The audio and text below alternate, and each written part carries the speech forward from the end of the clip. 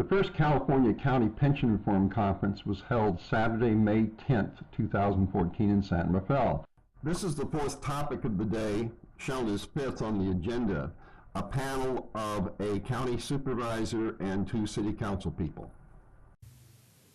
The next panel is composed of 3 elected representatives. To my immediate left, Dan Jurdy is a supervisor in Mendocino County who I think has been in that position for about a year. And he can talk about some of his experiences.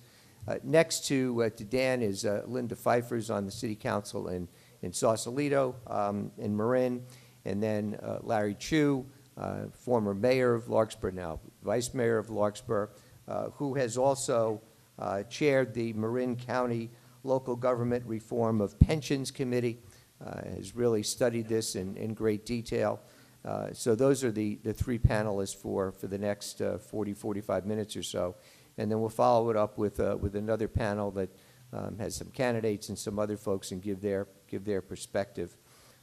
Dan, I'm going to start off with you and ask you actually 2 questions.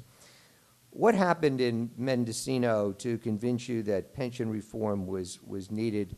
And now that you're actually a member of the Board of Supervisors, what's your reaction been to the level of knowledge and understanding among your colleagues as to the seriousness of the problem and what some of the solutions might be?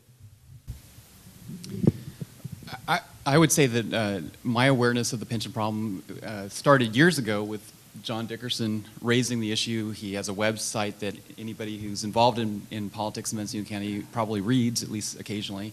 And so I've seen his presentations, and it's pretty clear that there's been this growing debt with the county's pension system, and it wasn't triggered by an unforeseen drop in the market. I mean, as has been said earlier today, you can expect that there will be ups and downs in the market, and that should be accounted for in the plan, and that's not being accounted for. And so it's pretty clear that the rosy scenario that the pension board has set forth in their projections of revenues were not achievable, and that's that's been a significant contribution towards the debt. So that's something I think all the board members, now that have been there for a year, they clearly, I think, recognize that that's a significant problem, and it's the single biggest problem facing the county in terms of its financial stability.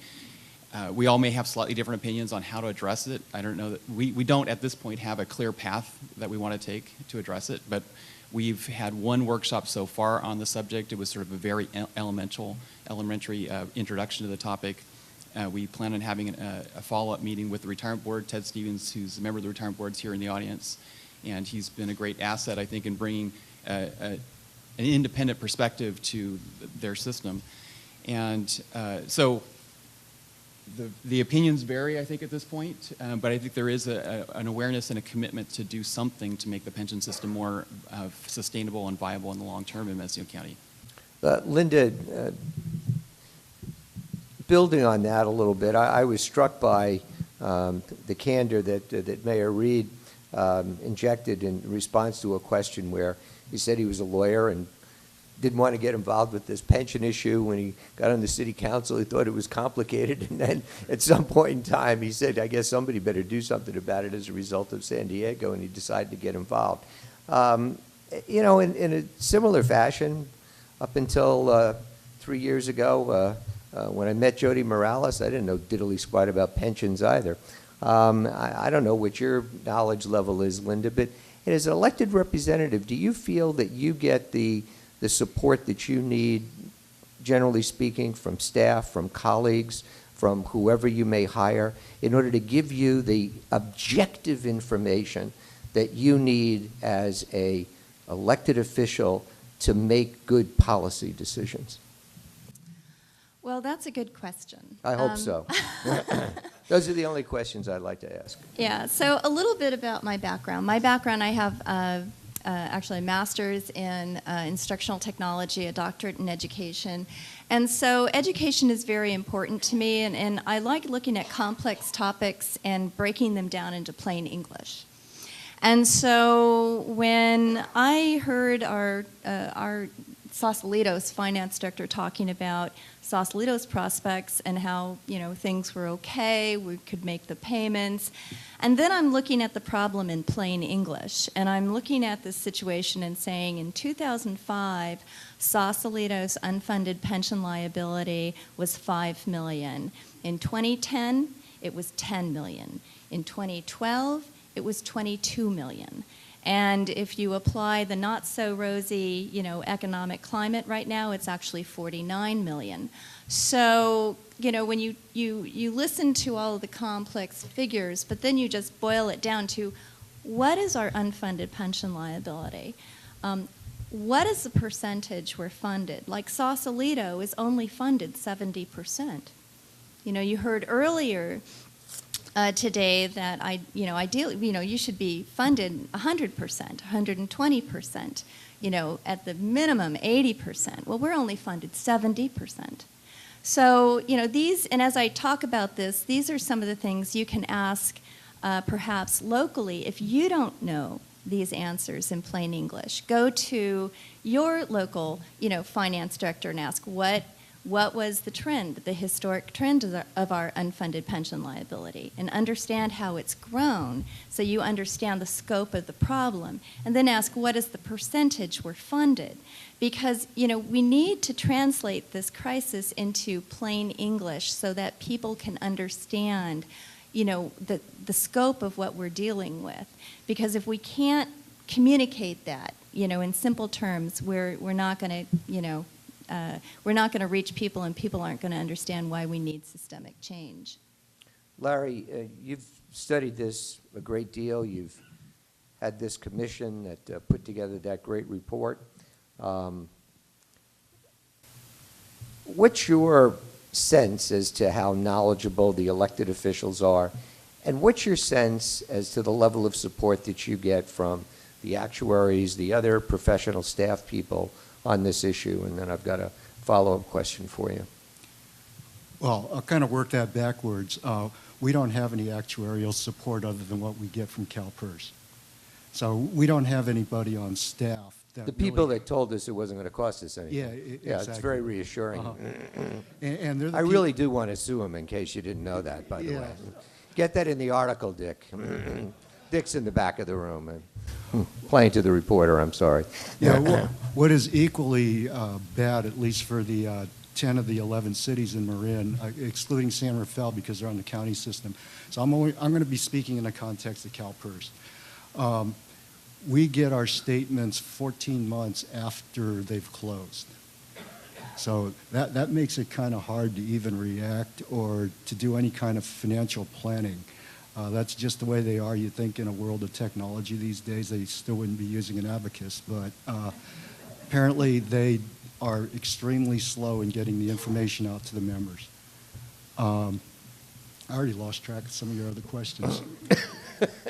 But it was of, the level of support. I think you've, Yeah. I mean, it's kind of mind-boggling. This is not a discussion with me, but I think in terms of 14 months, I mean, I just think about my law firm. If the shareholders in our law firm were told, we'll let you know how we did 14 months after the fact, I mean, there would be absolute pandemonium. We'd go nuts. Well, it creates a real cash flow issue for us also because in the last few years, since the Great Recession, of course, the return on investment has been much lower than they expected. And each time you find out 14 months later that your contribution is going to be higher. So that has created a problem in and of itself, in the lag time, besides the fact that, as you said, you'd like to have timely information for, other financial planning and decision making and anything else you want to associate with that. But I remember what the second half of your question was. It was about how knowledgeable are the people here who are in elected capacity in Marin. I work for an investment management firm. The best that I can say is at one time I used to trade commodities, but I am not an investment professional. I have an MBA. Okay, that helps. I have finance and accounting background. That helps. When I put the original group together, it was to handpick about a half a dozen individuals who had any resemblance of knowing something about finance or accounting so that I would not have to educate them on the very basics and the vernacular. So that's kind of how the whole group started with, I'll say it once and then abbreviate it other times if I need to, the Marin County Council of Mayors Council Members, MCCMC. So we meet once a month to deal with local and statewide public policy issues, and this was one of those issues. So with them, at least I could get a dialogue started and then get to the point where we could assemble a committee where we had representatives from every city to be able to discuss this. But, you know, all you need to do is look in your town's local ballot or Board of Supervisors election is coming up. You know, these are not full-time positions. People have day jobs, and whoever you elect, you're getting that expertise or lack of it depending on, you know, what the particular topic is. You know, I'm not an architect. I don't do so well on land use stuff. Okay, but you throw a balance sheet or a financial statement in front of me, I'll find the problem with it immediately, like I did with SMART.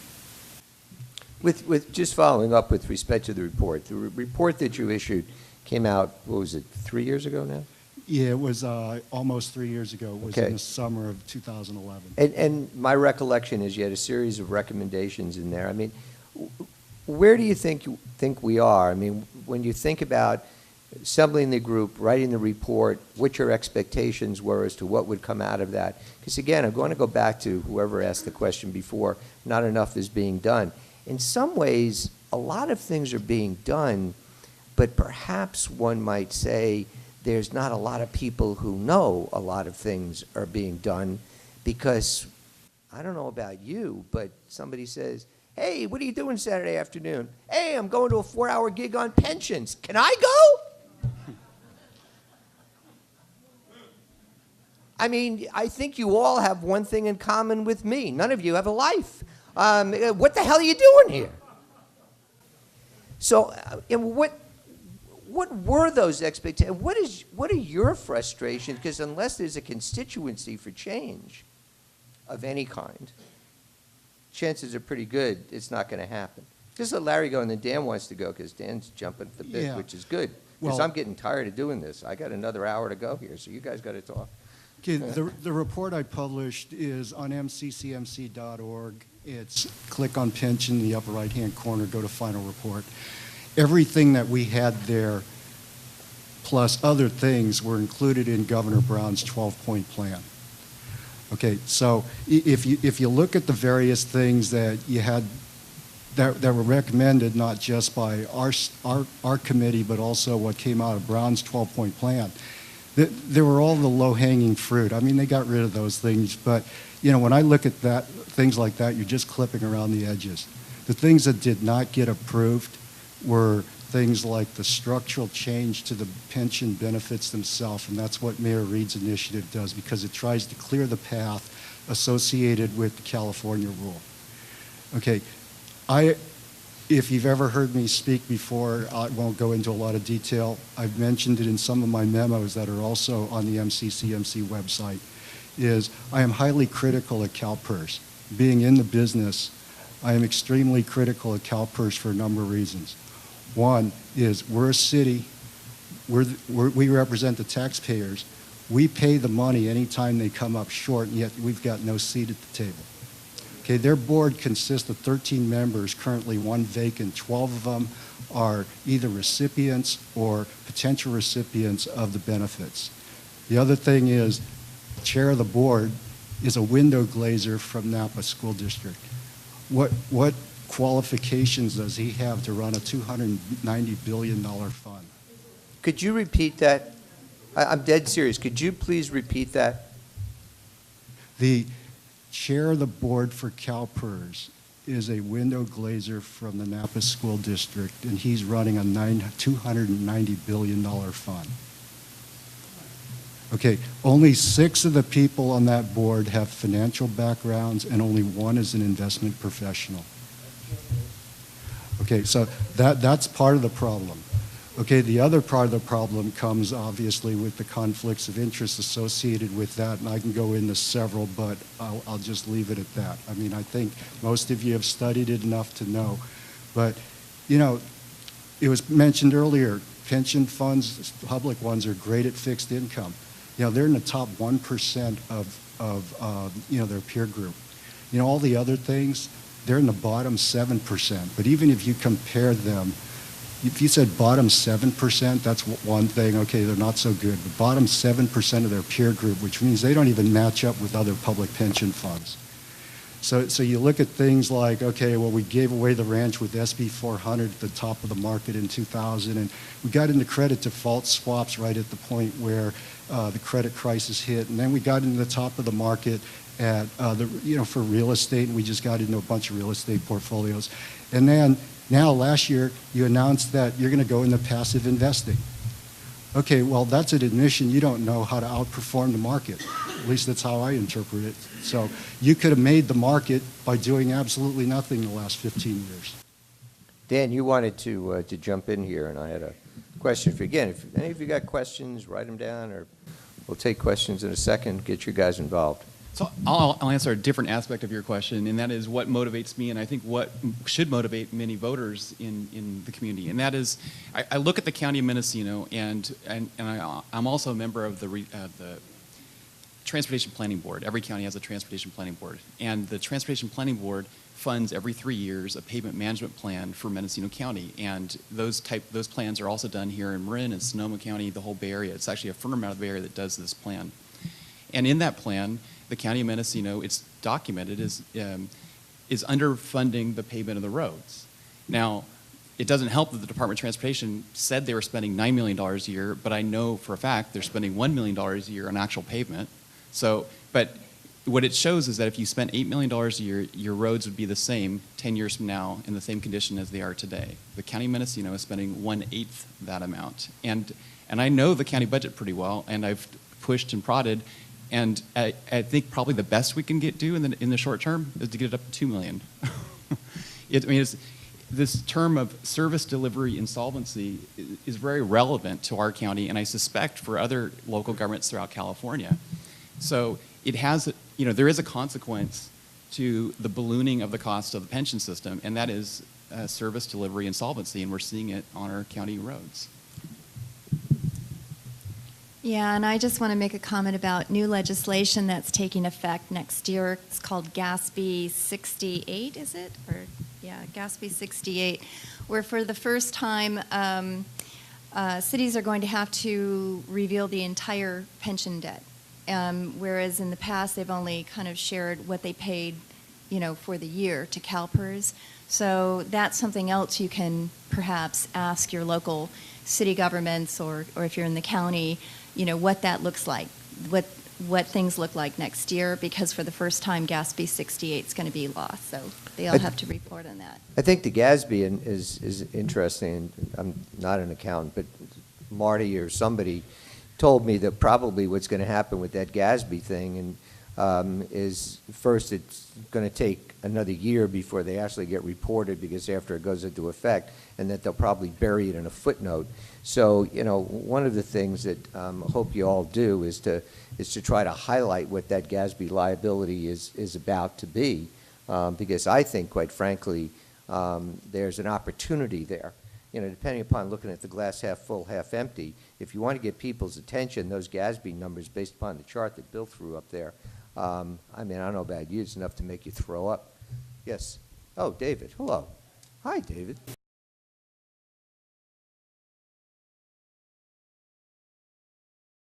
Going to ask each panelist to respond to David's question and to do an add-on, and that is, what has your experience been when you talk about pensions in a responsible, mature way with our friends from organized labor? Well, I will respond to the question in saying that my experience is, unfortunately, you do have a lot of elected officials kind of punting to Sacramento and saying, well, our hands are tied, there's nothing we can do, we have to wait until legislation in Sacramento happens. But then you have something like Governor Brown's 12-point, pension plan reform, and, well, okay, now step up, elected officials, step up, endorse that. Support Governor Brown. I drove to Sacramento. I was there to support Governor Brown when he made, presentations, and, that's what we can do. Now we have Mayor Reed with the Reed Initiative, even though it's not going to be on the ballot in 2014. Conceptually, we know what that initiative is. So go to your publicly elected officials and say, where do you stand on the Reed Initiative? I support that. It provides more local control in terms of negotiating with employees with respect to the unfunded pension liability and benefits moving forward, but it protects the benefits that they've earned to date. So that, I think, when you speak to elected officials being educated, I think one of the challenges I have seen as an elected official is when I hear other elected officials say, there's nothing we can do. Well, there is something you can do. You can be a leader, you can acknowledge that there's a problem, and then when you see systemic change bubble up in terms of legislation, you can get involved and actively support it. So. Dave, the answer to your question is yes. When we hired a city manager 3 years ago, each of us had the opportunity to say, okay, what's a non-starter for you? Mine was that we're no longer in the days when a city manager can be hired that doesn't have a financial background. They can't come up the track from Public Works or Park and Rec or the library anymore. And it's the same, I think, true of being a council member, because I have the fiduciary responsibility for running a $13.1 million business, and I expect or hope that my colleagues are also, but it's still up to the public to look at those profiles and see what they believe or the person can best represent their community. Going back to your question, Michael, about working with labor groups, I've felt that I've been fairly successful at working with the labor groups, or at least talking to them. At least they don't throw things at me. I don't give them statistics because it doesn't allow them to latch on to something and say, oh, 4.5%, that's not right. We don't know what it is, but we know it's not 4.5%. So it detracts from the basic issue that we have a problem and it affects us as employers as much as it does them as employees. And I'll just add that as an elected official, I also have a second master's in human resources management. So I've looked at compensation plans and retiree benefits. So I have that context as well that has helped me as well in terms of understanding this. Dan, specifically, among anything else you want to say, in Mendocino, what's the reaction of organized labor been? Did you run, since you're a rookie, 1 year member of the Board of Supervisors, did you run talking about pension reform? And if so, how did that go? And if not, why not? And how was it received? And Sure. Give us some insights. So I was on the Fort Bragg City Council for 14 years before I was elected supervisor, and as it turned out, no one filed to run against me. Show the moderator up. Okay. But what I did talk about, I probably didn't talk a whole lot about the pension system because I wasn't running against someone, but I did talk about what we did. That's the secret. But what I did talk. So we get pension reformers without opposition. But what I did talk about was the fiscal responsibility and the sustainability of the city of Fort Bragg. We had an organization when I joined it on the city council in 1998 that had a $600,000 deficit, which was like 2 months operating deficit, equivalent to 2 months operating budget. And when I left, and today still, the city has at least a 6 months reserves in the general fund that would equal 6 months operating expenses. And so, I feel like we had a very responsible city council, city staff, successful organization, and that's what I want to see the County of Mendocino to become. And I don't want to trash the County of Mendocino, even though I'm the new person. My colleagues that I've joined and the cities and the county staff have all gone through tremendous cutbacks. I mean, just so for context for people who aren't from Mendocino County, they've reduced the number of employees from about 1,500 to 1,000, so it's about a one-third reduction. All the employees are working with a 10% reduction in pay, and the pay has not gone up, even though we are, theoretically 5 years out of recession. Theoretically. Theoretically. And we're concluding labor contracts negotiations with no pay increase. And it's because all of the discretionary money is going into other compensation. It's going into the pension costs and the health care costs. And one of the areas I want us to explore some more for the next labor contract negotiations is to evaluate the entire package. Some people call it the total rewards system. And actually, I'd like to survey the county employees, rank and file on up, to see what benefits and what part of their compensation do they most value. Because right now, all we know is what the 2 or 3 people who represent the different bargaining rooms value, because they alone represent their members. And what their values are may not synchronize exactly with their membership. And so I would like us to look at the total package and talk honestly with all the employees about the total package, because there is only so much money to go around. I think the total rewards concept is great, and obviously Linda with a master's in HR, which I didn't know about until this afternoon. You're familiar with the total rewards, but do you engage, does Sausalito, do you engage your workforce in these types of discussions to educate them as to what some of these implications are? What are some of the best practices, perhaps, that you do and things that you might want to suggest? Because I think you've got a good idea there, Dan. Well, I think one of the things is that it's important that any elected official who's involved in pension reform and recognizes the challenges here also recognizes that we're making promises to public employees right now, and in order to keep those promises, we need to take a look at, what is the problem. And so educating employees as to the challenges that we're facing and kind of the scope of the problem and what's really at issue, I think is very important. In Sausalito, I think we've done a lot in terms of that during negotiations. But I wanted to get back to your first question about when we ran for election and was Please. pension reform a part of that. Please. And I wanted to say that when I was first elected in 2008, and when I ran for re-election in 2012, I think there were something like 6 other candidates running, or 7. There were 3 slots. I was the only one who signed the pension reform pledge and was endorsed by Citizens for Sustainable Pension Plans here in Marin. And I won handedly. It was something that really resonated with constituents and residents, at least in my town. People are beginning to understand that there's a real issue with pensions, and they're realizing too that, if we're making these promises, we want to be able to keep those promises. And to be able to keep the promises we're making to public employees, it means we really need to understand what we can afford moving forward. Thanks for mentioning the pledge. When CSPP first did this, I don't know, 3 years ago, I guess Jody's idea, everything is Jody's idea, but, people laughed at us. And now people actually want to come and meet with us in order to get the pledge.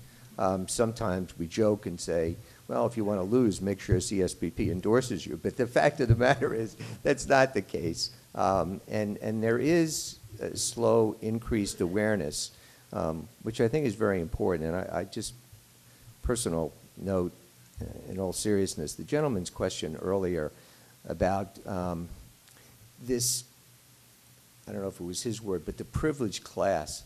I think there's a very, very, very serious problem for our country when people like me in the private sector feel that we're not all in this country together. And I don't know about you, but when I was a kid, I looked up to a firefighter, and I looked up to a police officer, and I was really happy that there was somebody repairing my roads or whatever the hell they were doing in Levittown, Long Island, where I grew up. And I think it is an absolute disaster, and I read about this with some of the things with the READ initiative, where people were going up with to firefighters like in grocery stores and being critical of them. That is a horrible, horrible, horrible thing for our country as a society. Anyway, I just needed to get that off my chest. Larry, what do you think, as a reformer, as somebody who's got some of the scars to show for it, where do we go from here? That was a question that we had earlier, too. Is this something that we, Carol is so knowledgeable with respect, let's sue him, Lotito, let's sue CalPERS. Well, there's $1 million here and $1 million there and $1 million someplace else. What the hell are we going to get for it? Do we sue? Do we do this on a local level, statewide? How do we approach this? We got 35 million Californians, 55 counties or something like that. God only knows how many cities. We haven't even started on the special districts. If you really want to get goofy, figure out what the mosquito district, those workers in Marin County, what their pensions are. We actually have people on our committee that's interested in that. Anyway, Larry, how do we approach this on a systematic way with an adult conversation without people saying, you just don't care, you're trying to take away my pension, you want me to die, and all that other crap that we put up with? Well, first of all, I don't know if we can have an adult conversation, because when the Chronicle had me write the lead article for whatever measure Jeff Adachi sponsored in San Francisco, they said, sent it back to me twice and said, you got to dumb it down to an 8th grader. And that was also something that indirectly Mayor Reed said earlier today, is that you need to get a whole concept boiled down into a 23-second soundbite for educational purposes. But when we go broader on this, I don't think there's a silver bullet for everything. We at the local level, especially small cities, have to demonstrate to the people who live in our town that we're doing as much as we can. I mean, just a couple simple examples. In Larkspur, we eliminated the employer-paid member contribution without any, offsetting give back. We use our reserves to pay down our side fund. We've taken everything that we can out of the governor's 12-point plan and implemented everything except for changing the tier for new employees on the safety side. We already did it for miscellaneous. Safety is coming up in a separate agreement. But you have what can be done locally. Then most of you are here because of all the work that you've been doing with your respective counties. So something needs to, you got to be hitting it at every level. And then of course the state level, you got Mayor Reed's initiative, and we, from residents, cities, as Linda was saying, electeds, everybody needs to support that. And education goes to not only your residents and your electeds, but also getting the people who are the recipients and beneficiaries to understand what could happen. I mean, they keep talking about insolvency, and you throw up things like Bakersfield, or I can't remember what cities they were, but Vallejo and other places that are near insolvency or declared bankruptcy. But there's a bigger data point than that. Pritchard, Alabama actually quit writing checks. Okay, so that is a real data point in terms of where your consequence is. All of a sudden you had retirees going back and working as mall cops if they were police, and they found one person who was totally destitute, and you got seniors who are declaring bankruptcy because they're not getting their retirement checks anymore. So it's a multifaceted problem that all stakeholders need to be involved in. Okay, Bill, we got some more questions. We have questions from the city of Mill Valley is an example where Mill Valley used to have the practice of paying the employees' contribution to CalPERS, and Mill Valley has recently stopped doing that. The employees now pay the employees' contribution for CalPERS, but the city compensated that by grossing up the employees' salaries, so the employees' salaries are now, their take-home compensation is about the same. Did they do this, or were they required to do this because of the California rule? Do you know? Does anybody know? Yeah, I can't speak for Mill Valley. but I will say one thing for those of you who don't know what we mean when we say the California rule. That is, I'll say a simple way, and then Bill, you can provide more detail.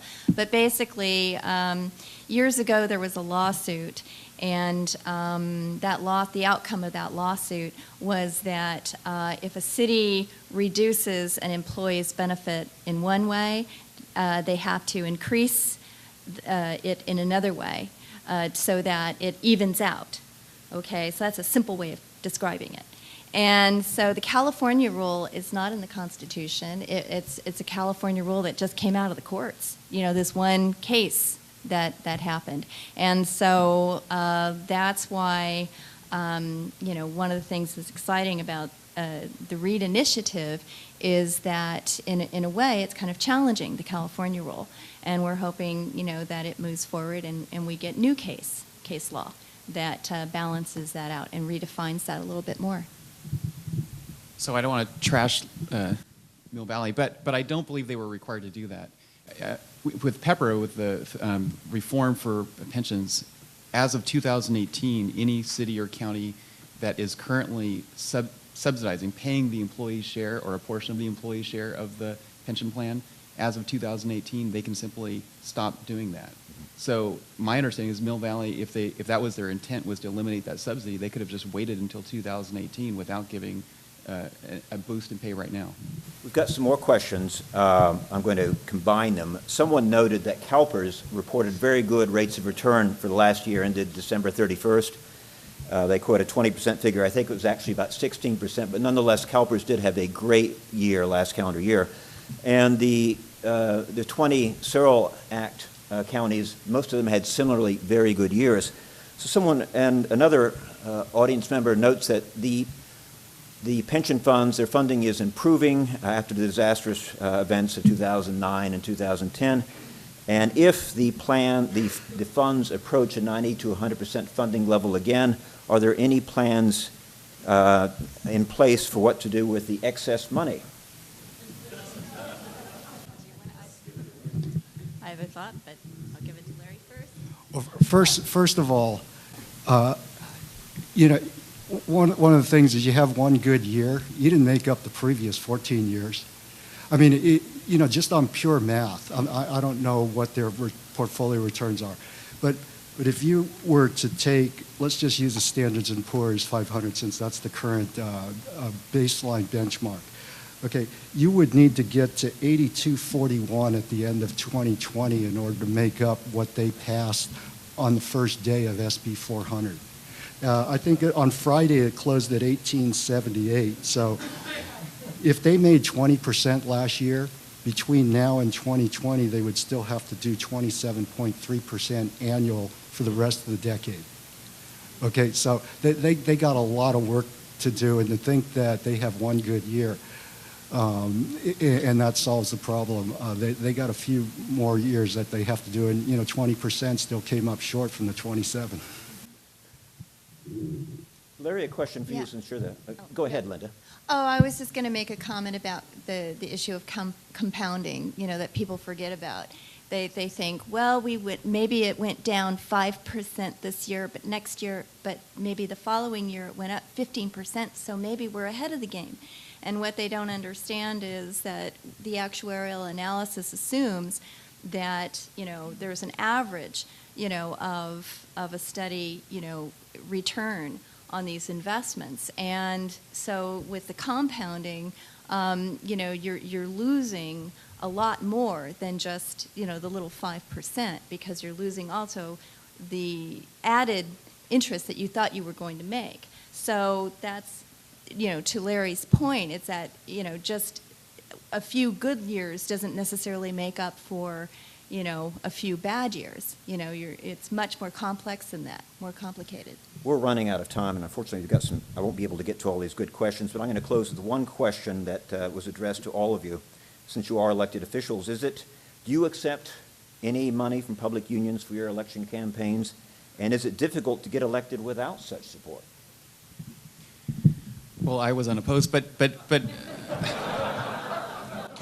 But every time I ran for city council, and I, of course, did take campaign contributions, and I did take contributions when I was running unopposed, I've always had a self-imposed limit of $99 per contribution, so no one entity has ever given me more than $99. And in Sausalito, I believe the limit is $250 per resident, and I was elected on resident support. Little checks, $10, $15. It was a grassroots campaign, and I think my platform resonated with the residents. Pension reform, people really are listening to that. It makes a difference. Well, I didn't take any money from any group represents special interests. Actually, at the local level, I feel fortunate that the amount of money I make, $275 a month, is enough for me to fund my reelection campaign, which is what I did. So, yeah, I had a few friends and neighbors give me a check here and there, but much like Dan, I think I couldn't remember what the cap was. I think it might have been $100, which means I had to report those, but I didn't have to report the $99 ones. But, the bigger problematic issue, though, and I just want to throw it out there as opposed to discussing it, is that you can't get elected even at the county level unless you're independently wealthy. Because now Susan Adams' campaign went over $130,000 or something last time. And that's ratcheting up. State level, we're talking several million. So unless you're independently wealthy, you're going to be receiving money from someone. I don't think you can avoid not. And probably the only way around that is, campaign finance reform. You're Meg Whitman and you finance it, and then you get accused of buying an election, so you really can't win. As we make a transition to the next panel, both to these folks, our mayor of Mill Valley, and other elected officials that are here today and sacrificing, there's also a recognition, at least by CSPP and I'm sure by all of us, that you have an extremely difficult job. Much of this was not of your making, and quite frankly, much of this was not of the making of the individuals that are working for the county. There's a lot of factors that led into this. We're in a mess together, and the only way we're going to get out of this is to recognize that and to work at it together in order to get out of this mess. It's a tough one. And for those of you that make these incredible sacrifices, that do it for virtually nothing, you deserve our thanks and our round of applause. So thank you very much.